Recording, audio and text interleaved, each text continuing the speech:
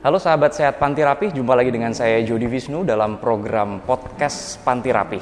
Podcast ini adalah podcast ketiga, merupakan rangkaian dari ulang tahun Panti Rapih ke-92, di mana podcast Panti Rapih yang pertama kita membahas tentang pemeriksaan swab antigen dan juga RT-PCR oleh Dr. Stefanus Yuanito, spesialis patologi klinik. Podcast yang kedua kita sudah membahas seputar vaksinasi oleh Dr. Levina Prima Rosalia, spesialis penyakit dalam. Dan hari ini pada podcast yang ketiga, untuk menyambut ulang tahun Rumah Sakit Panti Rapih ke-92 dengan bertema tangguh dalam pelayanan, berbuah dalam mutu dan kepedulian, kita sudah kedatangan seorang narasumber. Beliau adalah Dr. Francisca Romana Herin, Magister Biomedik Anti-Aging Medicine. Apa kabar dokter? Halo, selamat pagi Dr. Jody Wisnu, sehat banget.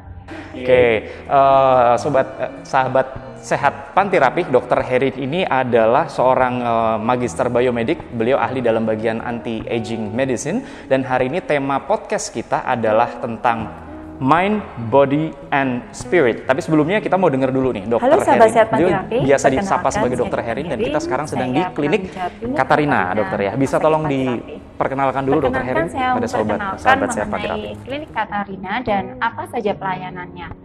Klinik Katarina adalah klinik kesehatan holistik yang bergerak dalam bidang penanganan anti-obesitas dan kesehatan holistik.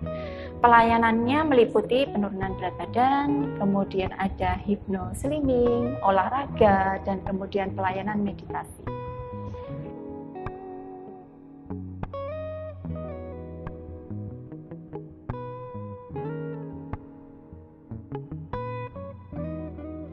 Baik, Dr. Herin. Dr. Herin ini kan saya ketemu Dr. Herin sekitar 12 tahun yang lalu saat saya masih pendidikan dulu. Oh iya, benar.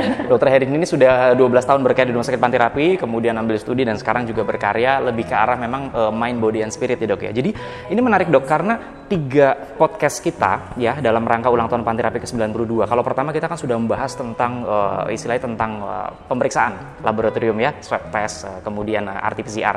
Yang kedua kita membahas tentang vaksinasi, seputar vaksinasi. Dan yang ketiga ini menariknya adalah kita membahas sesuatu yang berhubungan istilahnya gimana ya, kondisi COVID-nya seolah agak menurun, tapi sekarang ini masalah baru di lapangan ya masyarakat adalah tentang bagaimana dia bisa bekerja lebih maksimal ya, kemudian bisa beraktivitas dan sebagainya. Terus takutnya nanti kalau dalam kondisi stres mereka juga bisa melakukan sesuatu yang takutnya merugikan diri dia sendiri ya. Nah, di tangan saya Dr. Herin sudah ada beberapa pertanyaan dikumpulkan oleh rekan-rekan kami di lapangan. Oke, baiklah. Oleh sahabat sehat Panti Rapih, dan kita akan coba untuk menggali pertanyaan satu persatu, dan ini kita mengucapkan terima kasih untuk tim yang sudah bertugas mengumpulkan ini.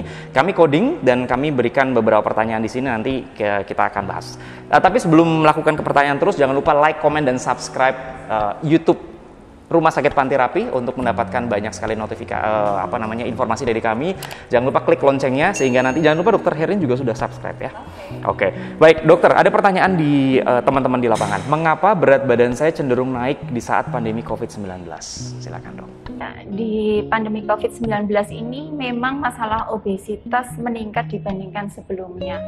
Dan ini menjadi sesuatu yang sangat menarik karena obesitas sendiri itu merupakan salah satu faktor risiko untuk terjadinya penyakit COVID-19 yang berat.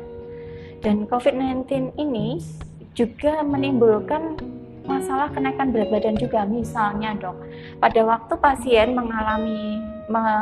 menderita penyakit COVID nih kan, harus makan yang banyak biar cepat sehat ya kan. Habis itu setelah kena penyakit COVID aktivitasnya masih berkurang karena lemas, kemudian masih sesek ya. Jadi masalah pandemi COVID ini menimbulkan masalah peningkatan berat badan karena satu, masalah kurangnya aktivitas. Yang kedua, karena penyakit COVID itu sendiri menyebabkan pasien-pasien itu sulit untuk beraktivitas fisik secara normal dibandingkan sebelumnya, karena kita ketahui bahwa pasien yang pasca menderita COVID mengalami lemas, sesek, seperti itu ya. Kemudian juga ketakutan untuk beraktivitas fisik di luar rumah, misalnya ke gym, jadi harus lebih hati-hati ya kan. Kemudian untuk lari, jogging di luar juga kita harus menghindari kerumunan, bersepeda juga. Jadi menyebabkan kita itu menjadi ragu-ragu dan sulit untuk beraktivitas di luar ya. Kemudian rasa kebosanan ya akibat karantina, banyak di rumah, itu juga bisa menimbulkan peningkatan hormon stres, Dokter Jody. Ya, jadi hormon stres itu meningkat, menyebabkan produksi gula darah pun juga meningkat. Nah, kalau dalam kondisi stres yang kita butuhkan ya pada waktu kita misalnya ya ketemu binatang buas di hutan, pasti ada timbul hormon stres itu meningkat. Kemudian ada rasa ingin melawan dan melarikan diri, ya kan? Energi yang dibentuk digunakan untuk melarikan diri dan melawan. Tetapi apa yang terjadi pada pandemi COVID-19 ini, hormon stres yang terbentuk meningkatkan energi, tetapi tidak kita gunakan untuk melawan atau berlari.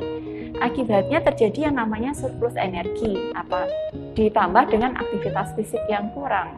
Akhirnya surplus energi yang kronis menimbulkan yang namanya obesitas dan terjadi. Jadi kenapa obesitas di pandemi COVID-19 ini menjadi meningkat? Oke, ya. Jadi memang kalau seandainya dalam kondisi COVID-19 ini, kalau yang stres itu cenderung ada yang sambil makan ya? Oh iya benar. Nah, itu gimana, Dok? Iya betul. Satu lagi yang saya lupakan, bahwa kondisi stres itu berhubungan dengan reward system di otak, yaitu reseptor dopamin. Di mana dalam kondisi stres, apabila tidak mampu mengelola stres dengan baik, otak mencari kesenangan sesaat, terjadi. Kesenangan sesaatnya berupa makanan yang menimbulkan rasa senang sesaat, tetapi tidak menyelesaikan masalah. Nah, kesenangan sesaat ini biasanya pada makanan-makanan yang memenuhi harapan si reseptor dopamin ini, sehingga menimbulkan relaksasi. Jadi misalnya makanan yang cenderung manis, asin, atau yang berlemak, seperti itu. Dan apabila kebiasaan ini terus-menerus, artinya terus-menerus ada keinginan makan manis dituruti ya, lama-lama reseptor dopamin ini nagih, butuh dosis yang lebih tinggi lagi supaya seseorang itu merasa nyaman. Ya, akhirnya begitu stres, makan manisnya lebih banyak lagi, makan berlemaknya lebih banyak lagi, bahkan bisa menimbulkan kondisi yang tidak kenyang-kenyang. Ingin makan terus tapi kok masih cemas, masih takut, cari makanan lain lagi yang manis, yang berlemak ya. Lama akhirnya terjadi obesitas yang tidak terkontrol, bahkan kenaikan berat badannya bisa tinggi banget ya, bisa dalam 1 bulan itu bisa naik 10 kilo. Ada pasien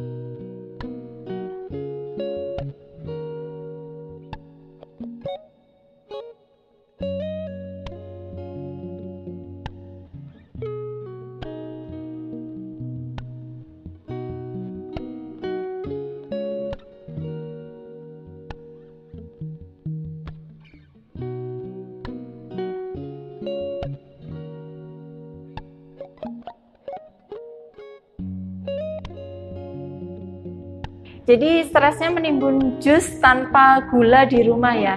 Perlu diketahui bahwa jus itu kan juga dari buah ya. Buah itu juga mengandung gula.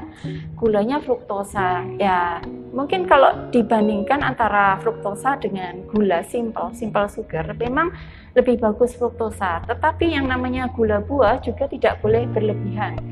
Kemudian juga jus itu kan sesuatu yang sudah dilembutkan ya, yang sudah terproses. Nah, sesuatu yang sudah terproses dan sudah bukan alami lagi, tentu saja juga bisa mempengaruhi efeknya bagi kesehatan.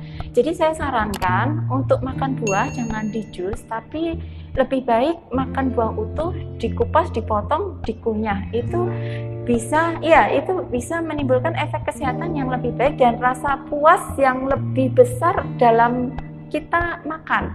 Jadi Dokter Jody, dalam kita itu berdiet juga memperhatikan faktor kenyang pada pasien.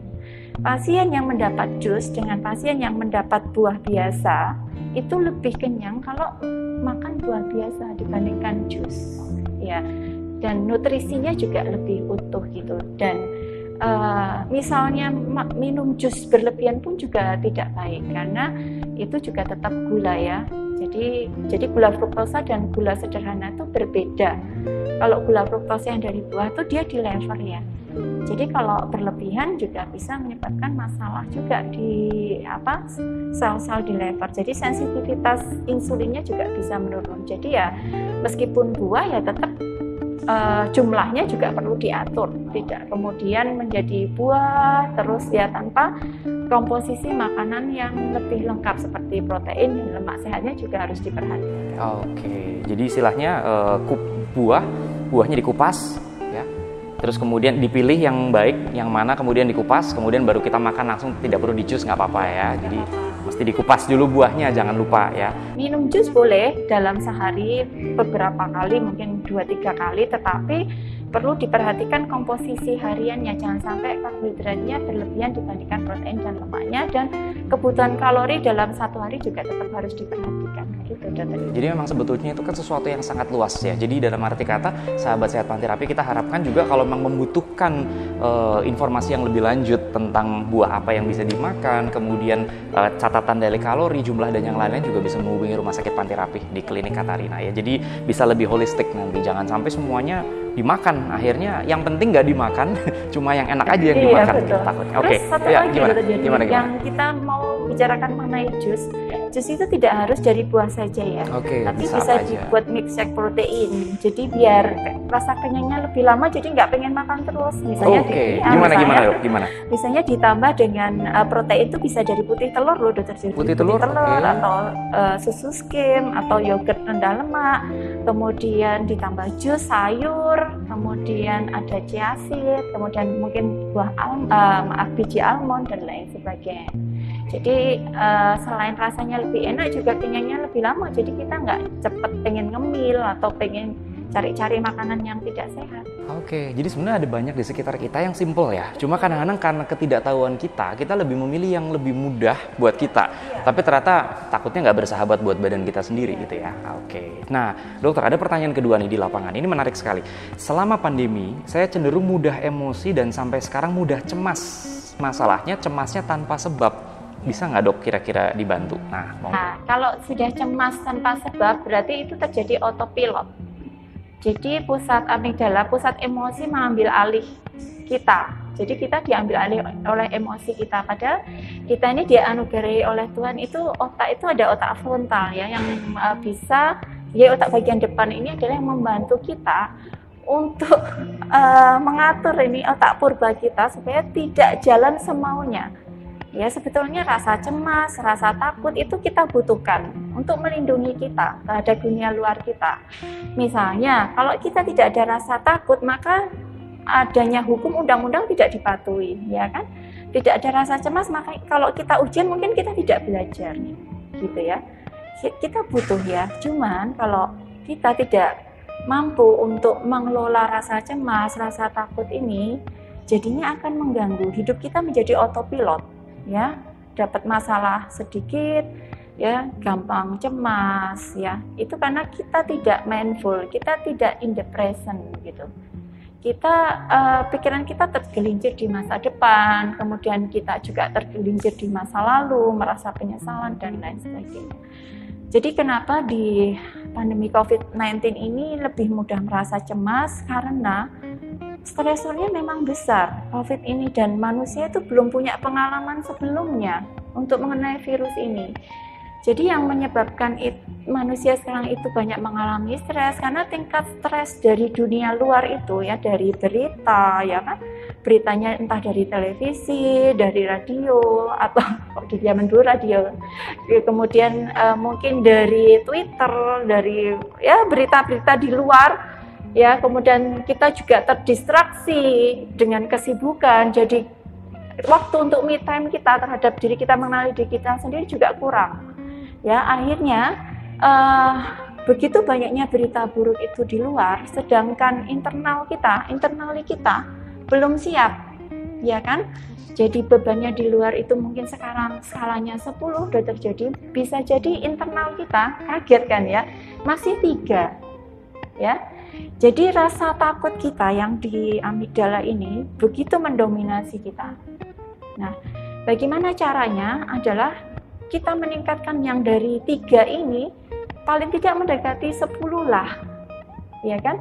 Jadi latihannya macam-macam dokter. Jadi yang pertama adalah kita, karena ini sifatnya kronikal ya, stres ini kan kita hadapi dalam jangka waktu lama ya. Jadi yang perlu bisa kita lakukan adalah acceptance atau mindfulness. Jadi kita berada di saat ini, kita tidak berada di masa depan, kita juga tidak berada di dalam masa lalu. Kita in the present, bahwa kita accept bahwa kita menerima kondisi ini, kemudian non-judgment. Kita tidak menghakimi diri kita, karena kita juga belum pernah mengalami hal ini. Ya kan? Perlu diketahui bahwa dunia, kejadiannya ini adalah nyata. Tetapi persepsi internal kita yang kita terima dari indera kita, mata, telinga, perasaan, kinestetik, itu semua kita terima, kemudian kita masuk ke dalam dunia internal kita, kemudian kita perspektifkan, ya kan?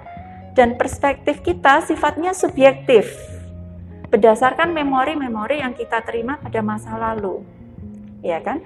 Jadi kenapa bentuk apa ya, maksudnya menghadapi stres itu ada 3 macam terjadi. Ada yang freeze, dia kemudian males-malesan, ya kan, nggak mau ngapa-ngapain. Ada yang bentuknya fight and flight, dia menjadi apa ya, lebih cemas, kemudian was-was. Ada yang bisa stay calm, ya kan? Nah, yang kita inginkan adalah kita tetap stay calm, tetap berdamai dengan kondisi saat ini, ya kan? Nah, caranya tadi dengan penerimaan, non-judgment, kemudian kita decenter. Kita decenter bahwa apa yang kita alami ini, persepsi kita adalah unrealistic, ya kan? Rasa menakutkan ini unreal. Kita bisa memilih untuk melakukan hal yang lain yang lebih produktif. Caranya adalah ubah state-nya. Kita ubah state-nya, kita ubah hidup kita. Kita pilih kegiatan-kegiatan yang nourish, yang membuat kita lebih happy, lebih bahagia. Pilih yang paling bisa dikuasai dan paling membahagiakan, ya kan? Misalnya hobinya apa? Bertanam kah? Olahraga lah. Kemudian bisa dengan yoga, bermeditasi, kan? Pilih yang memang kita senang, gitu kan? Kemudian kita mulai mindful. Kegiatan apa sih yang bikin kita itu terganggu, gitu kan? Misalnya melihat berita-berita, ya kita batasi. Kapan sih kita melihat berita, ya kan? Berita yang baik kita terima, yang tidak baik mulai kita batasi. Kalau kita tidak mampu menyaring berita dengan baik, ya kita bagaimana caranya kan kita untuk menghindari dari hal itu. Nah, seperti itu bisa dikerjakan yang namanya mindfulness. Jadi bagaimana kita bisa mengenali. Jadi suatu kejadian akan menimbulkan suatu emosi, ya kan? Emosi akan mempengaruhi fisik kita. Jadi misalnya ada kejadian di jalan, ya kan? Ada misalnya kita lagi naik bis berdesak-desakan, ya, satu orang mungkin ada yang merasa nggak suka, ya, panas. Orang lain mungkin merasa malah aku bersyukur setidaknya aku tidak kehujanan, dan yang lainnya mungkin berpikir sudahlah nanti juga akan sampai juga. Jadi dengan kita decenter, kita mengetahui bahwa apa yang kita pikirkan, emosi itu tergantung dari kita. Dan itu bukan bagian dari internal kita, maka kita akan bisa memilih apa yang perlu kita kerjakan dengan lebih baik lagi, dan itu harus dilatih dan dilatih. Kemudian untuk meningkatkan ketahanan kita terhadap stres, kita bisa mengerjakan yang namanya meditasi. Ada berbagai macam meditasi, ya. Ada yang meditasi mindful, ada yang meditasi yoga, ya. Dan yang paling mudah adalah meditasi mindful, Dr. Jody. Hanya cukup duduk bersila setiap pagi 10-20 menit. Hanya duduk bersila dan napas, fokus pada napas. Ada pikiran masuk, kembalikan ke napas lagi. Menariknya Dr. Jody, kalau pada waktu kita nih overthinking, kita stres, kita cemas, pada waktu bermeditasi, pikiran yang paling mendesak itulah yang akan muncul di dalam pikiran kita. Dan itu kalau belum pernah mengalami yang namanya duduk diam saja, itu rasanya tidak nyaman, karena begitu ada pikiran masuk, ada emosi yang timbul. Ada emosi timbul, kemudian fisiknya, ya kan? Tapi itulah kita belajar acceptance, menerima, itulah kita. non-judgment dan tidak usah fokus di situ. Jadi begitu mengenali peristiwa pikirannya, ada emosinya, ada fisiknya, mungkin kita merasa deg-degan, mungkin kita merasa pusing, just acceptance, non-judgment, tapi tidak usah larut ke dalamnya, balikkan lagi ke napas, bernapas dan bernapas. Kemudian kita akan menemukan sesuatu kekuatan spiritual di dalam diri kita. Pada waktu kita bermeditasi adalah kita mulai komunikasi dengan namanya spiritual kita yang paling halus di dalam diri kita. Bahwa kita menyadari ada sesuatu energi yang lebih kuat dalam diri kita, yaitu energi ilahi yang kita diberi berkat. Dan itulah yang akan menuntun kita menjadi lebih kuat dalam menghadapi hari-hari yang terkait dengan pandemi COVID-19, sehingga kita bisa lebih tenang, lebih happy, dan kemampuan kita menghadapi stresnya juga semakin meningkat. Jadi meditasi tidak mengosongkan pikiran, tapi bagaimana kita bersahabat dengan pikiran-pikiran kita, kemudian mengajak tubuh kita untuk meningkatkan ketahanan kita terhadap stres. Sehingga begitu ada stres yang tingkatnya tinggi, kita sudah terbiasa dengan itu. Oke, menarik ya. Jadi menarik seperti yang sudah disampaikan oleh Dr. Herin. Jadi kalau seumpama kita katakanlah, yang pertama yang saya tangkap itu dokter, bahwa memang masalah di sekitar kita tuh adalah netral. Tergantung kitanya sendiri memberikan responnya ya. Kayak tadi di bus kemudian berdesak-desakan. Inti utama adalah berdesak-desakan. Ada yang orang merasa itu fine, ada yang merasa saya tidak suka dan segala macam. Jadi tergantung dari kita. Kemudian yang kedua yang kita tangkap tadi adalah masalah switch off. Kalau saya bilang switch off. Jadi kalau ada suatu masalah kita bisa tenang dulu, kemudian meditasi dulu, switch off, dan setelah itu bisa untuk beraktivitas kembali. Ya, jadi di center ya. Oke, ya. Bisa di meditasi pagi hari bisa ya 10 sampai 15. Ya. Oke, 10 sampai 15 menit ya, bisa santai kemudian menyadari masalah dan yang lain, kemudian kita bisa istilahnya melatih mind, body and spirit ya.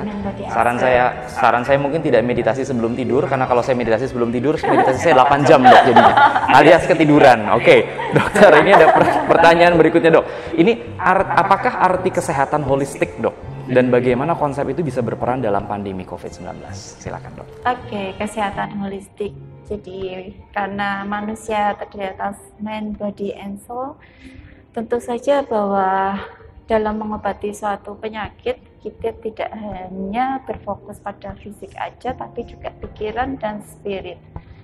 Tadi seperti yang saya sebutkan di depan, bahwa suatu kejadian akan menimbulkan pikiran, ya kan? Pikiran itu akan mempengaruhi emosi, dan emosi itu akan larinya ke fisik. Ya, seperti misalnya stres terus-menerus itu bisa menyebabkan juga misalnya hipertensi, penyakit kardiovaskuler ya. Karena ketidakmampuan mengatasi stres itu akan menyebabkan hormon stresnya juga tinggi terus. Itu juga akan meningkatkan tekanan darah, meningkatkan glukosa darah, yang apalagi kalau misalnya sudah ada faktor genetik ya.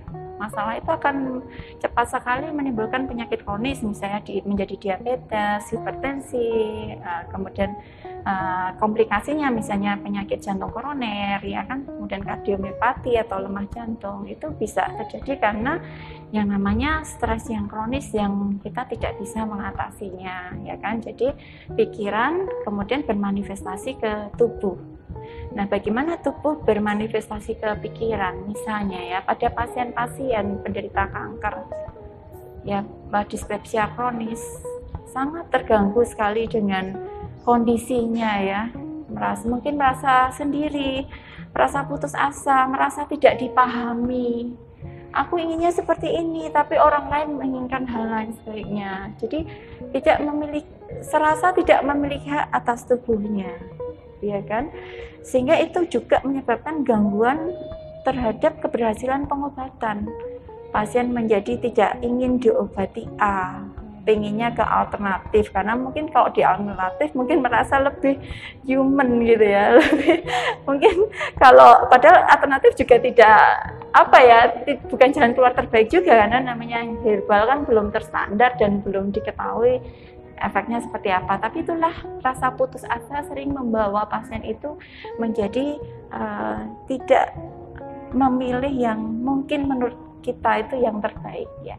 Jadi pada pasien-pasien dengan penyakit kronis memang kita perlu pendekatan secara pikiran, spiritual, karena spiritual itu juga memperkuat psikologis, memperkuat pikiran, sehingga dengan demikian pasien bisa lebih kooperatif untuk menerima pengobatan. Dan ternyata pada pasien kanker yang ini menariknya, Jon Kabat-Zinn, beliau adalah pelopor mindfulness.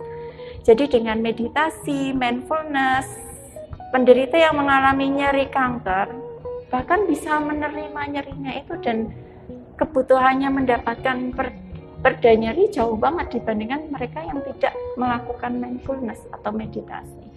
Jadi kenapa pikiran itu juga sangat penting, sama pentingnya dengan pengobatan. Jadi pengelolaan pikiran, perubahan gaya hidup, pengelolaan stres itu sama pentingnya dengan memberikan pengobatan. Oke, karena ini penting sekali bahwa pandemi COVID-19 ini kan katakanlah virus COVID-19 ini virus yang bisa dibilang baru ya, berjalan istilahnya prospektif ke depan, dan bukan hanya Indonesia yang kalang kabut, tapi negara lain juga kalang kabut dengan kondisi virus sekarang ya. Jadi dalam arti kata banyak sekali beberapa orang kan jadi kayak tawar-tawaran ya.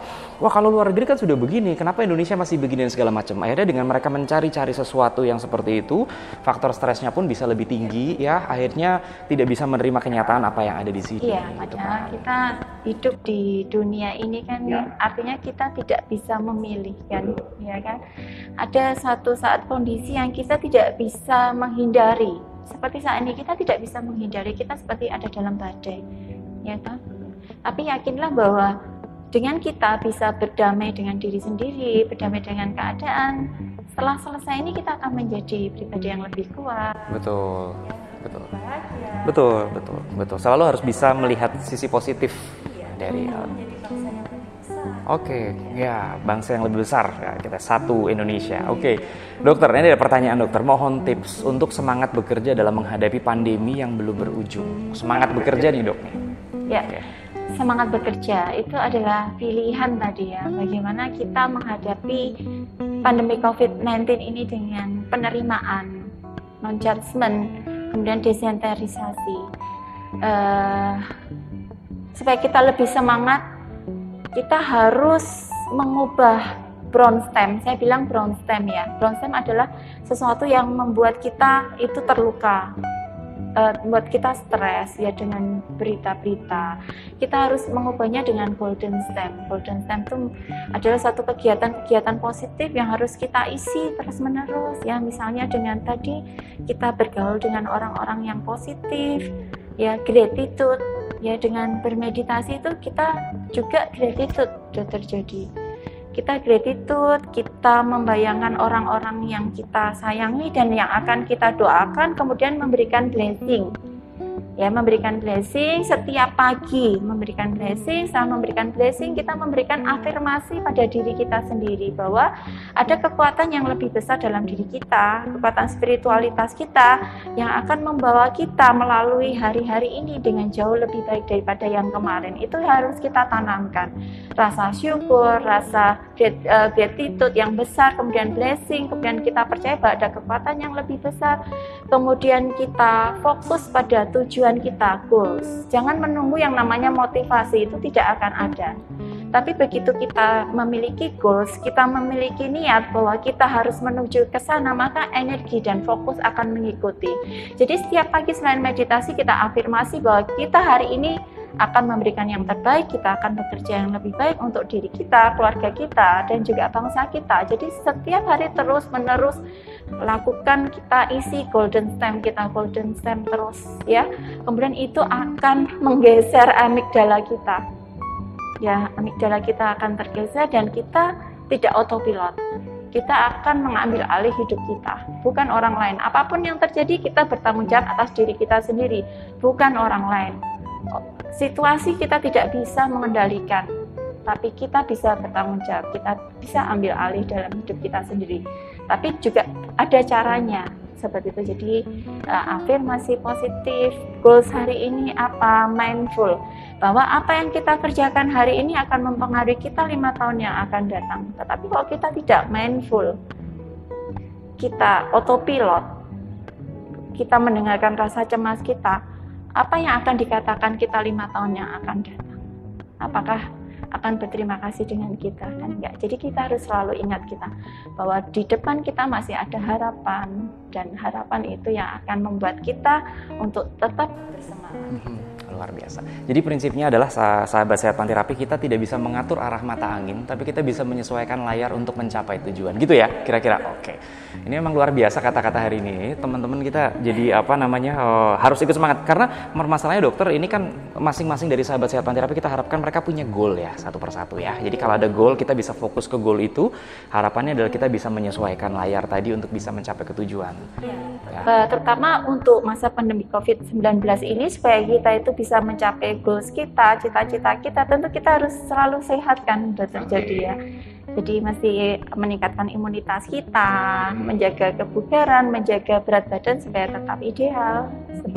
Pola makan dijaga, kebugaran juga dijaga. Nah, dokter, sebelum saya masuk ke pertanyaan yang terakhir, ini dokter sempat sebutkan kebugaran. Kemudian ini ada pertanyaan tadi kan tentang semangat bekerja.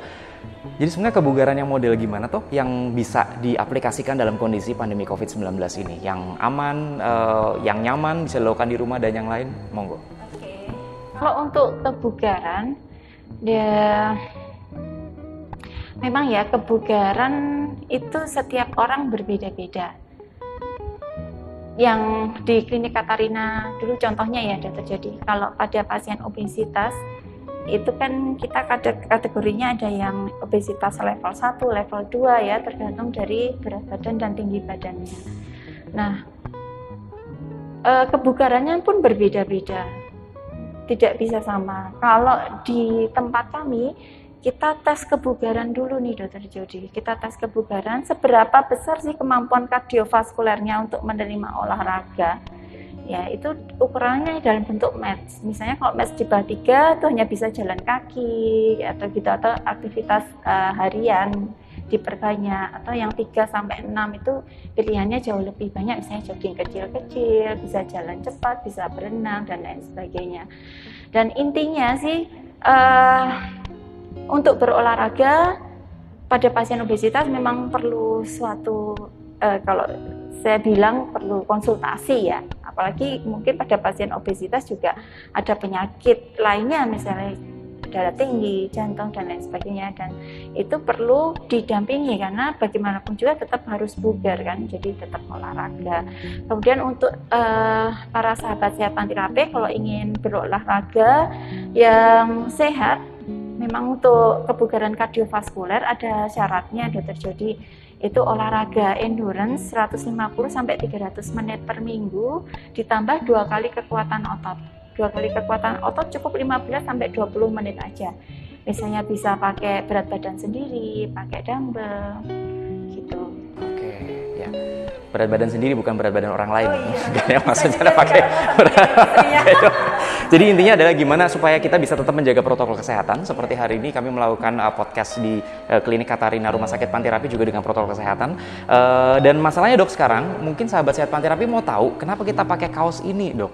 Kan ngomongin soal kebugaran nih, jadi bagaimana kebugaran yang aman. Nah, yang kita promosikan hari ini juga sesuatu yang aman kan? Iya, betul. Ini adalah Panterapi Active Challenge. Jadi kita ingin mengajak para sahabat sehat Panterapi untuk beraktivitas fisik lebih banyak, berolahraga dengan tetap mengutamakan protokol kesehatan, lebih aktif di masa pandemi ini. Tidak harus kita bisa olahraga berkelompok seperti sebelumnya ya, seperti sebelumnya kan sepedaan bareng-bareng, kemudian lari bareng-bareng, tetapi sekarang pun dengan virtual kita juga bisa tetap berolahraga bareng. Meskipun kita tidak bisa bersama bareng-bareng, tapi kita tetap bisa bersama dengan bantuan teknologi. Tetapi yang paling penting adalah bagaimana kebersamaan kita menghadapi pandemi COVID-19 ini dengan tetap bahagia, dengan bergandengan tangan, kemudian juga berdonasi. Jadi ini Panterapi Active Challenge ini juga nanti ada donasinya, Dr. Jody. Kita akan membantu Klinik Realino itu memiliki seperti panti asuhan yang akan kita bantu.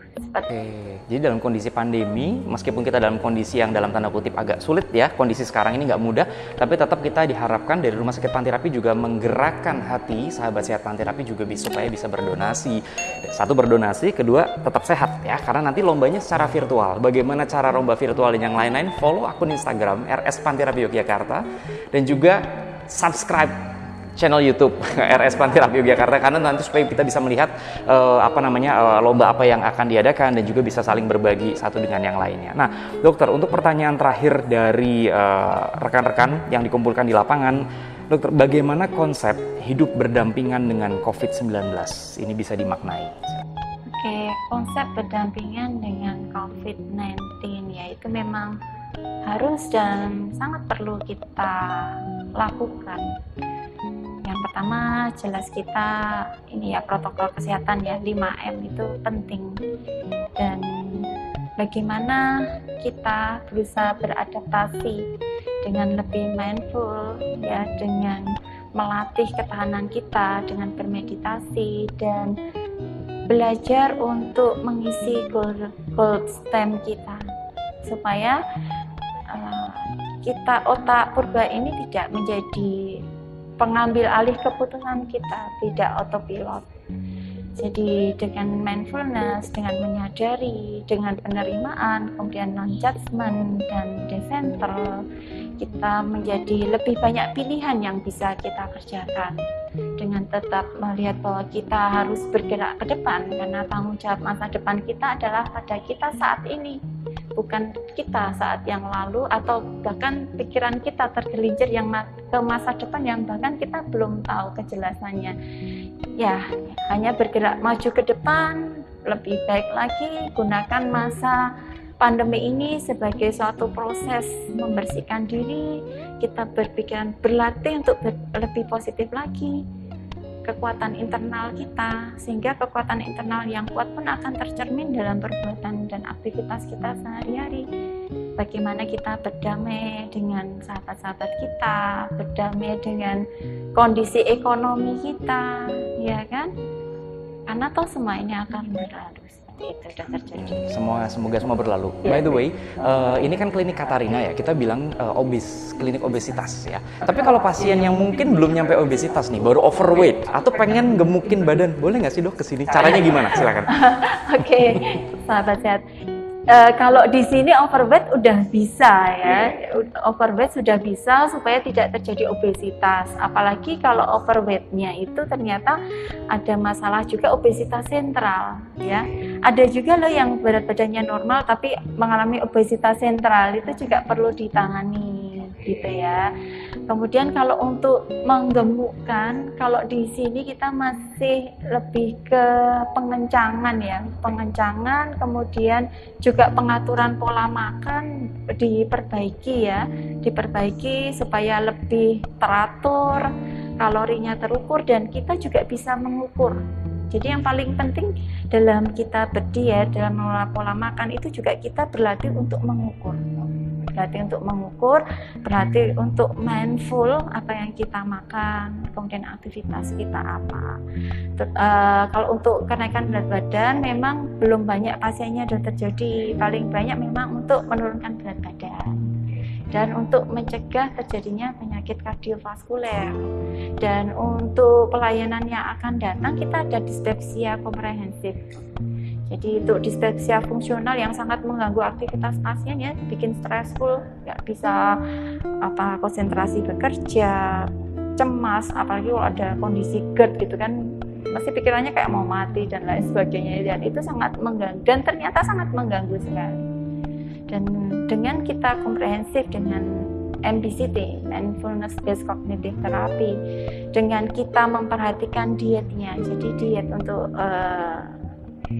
dispepsia fungsional itu apabila diatur itu bisa sangat mengurangi gejala dan dengan pengaturan gizi yang baik, diet pola yang baik, itu juga pikiran juga akan lebih positif karena ada hubungannya antara mikrobiota di usus dengan pikiran kita ya, seperti aksisnya bolak-balik. Mikrobiota yang sehat juga mempengaruhi pikiran yang sehat, juga pikiran juga mempengaruhi komposisi mikrobiota. Jadi dengan kita mengolah makanan, maka kekambuhan dispepsia itu juga bisa berkurang dan pasien juga lebih nyaman. Oke, baik. Jadi memang untuk pengaturan menu gizi ya kita bisa dilakukan di sini juga. Kemudian ya penurunan berat badan juga. Jadi nanti kedepannya nanti akan rencana untuk sahabat sehat Panti Rapi yang mungkin punya masalah di bagian pencernaan, nyeri ulu hati, pencernaan ya, biasanya sudah berobat terus kemudian kayaknya nggak sembuh-sembuh kok. Jangan-jangan ada yang error nih di sini, mesti kita beresin dulu nih. Jadi karena kan itu merupakan sesuatu yang holistik ya dok ya. Nanti sudah minum obat, mungkin obatnya sudah yang paling bagus, dokternya sudah yang paling istilahnya cukup banyak memberikan informasi. Sudah endoskopi dan ternyata bermasalah ya, tapi asam lambungnya kan diproduksi terus-terusan sehingga bermasalah. Nah, salah satu mindset dari stres yang bermasalah juga bisa membuat itu juga tidak kunjung selesai kondisinya. Jadi ini tim ya dokter ya untuk di klinik Katarina ya, ada bagian anti-aging medicine, ada bagian gizi, dokter ahli gizinya, kemudian staf gizi, hipnoterapi juga ada. Oke. Meditasi juga ada. Dan tadi dokter sempat sampaikan juga kalau orang bisa olahraga, misalnya settingan, nanti juga akan bisa diajarkan cara olahraga untuk pasien yang overweight atau obesitas untuk menghindari cedera. Setuju ya, dok ya? Untuk menghindari cedera, apalagi kalau pasien obesitas tuh macam-macam ya problemnya. Paling sering nyeri lutut.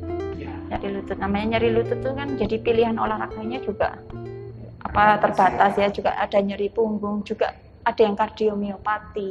Jadi mesti kita olahraganya pun juga kita atur gitu. Jadi sifatnya personal. Oke. Jadi nanti untuk sahabat sehat Panti Rapi yang mau melakukan reservasi, mungkin nanti bisa menghubungi nomor yang akan tertera di layar, dan juga bisa bertemu dengan Dr. Herin dan juga ada beberapa tim dokter yang lainnya supaya nanti bisa memberikan banyak motivasi dan juga edukasi tentang mind, body, and spirit. Dan dokter-dokter kita juga sudah dibekali dengan ilmu-ilmu MBCT, Mindfulness Based Cognitive Therapy, CBT, Cognitive Behavioral Therapy. Kemudian ada juga yang bersertifikat NLP, Neuro Linguistic Program, untuk mengubah gaya hidup lama menjadi gaya hidup baru. Ya, bagaimana mengubah state dari keinginan makan berlebihan menjadi makan yang lebih terkontrol.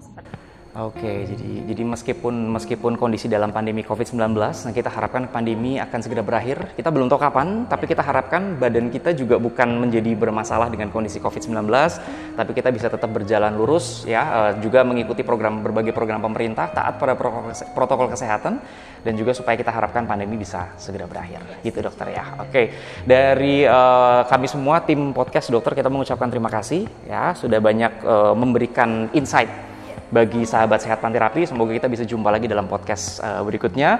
Baik, sahabat sehat Panti Rapi dari klinik Katarina Rumah Sakit Panti Rapi Yogyakarta, saya dengan Jody Wisnu. Jangan lupa follow akun Instagram RS Panti Rapi Yogyakarta dan juga like postingan ini, like, komen, dan subscribe. Juga nyalakan notifikasinya untuk nanti mendapatkan banyak sekali video terbaru dari Rumah Sakit Panti Rapi, sahabat untuk hidup sehat. Sampai jumpa.